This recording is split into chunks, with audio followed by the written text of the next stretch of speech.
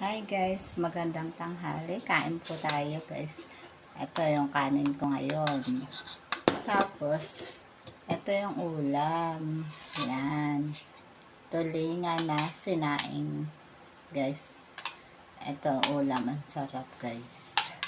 Hindi ko na pinarito kasi mamaya na lang pag may natira.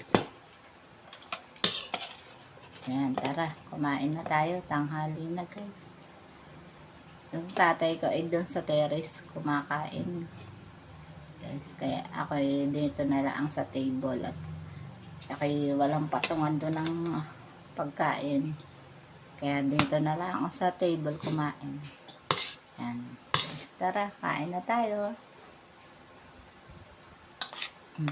Pero guys, ang ulam nyo. Yung nga pa yung ulam namin, eh, binili ko na lang doon sa labasa sa luto na. Yan guys. Ang sarap naman. Makakaulit-ulit akong bumili doon. Ang sarap na yung mga lutong ulam doon guys.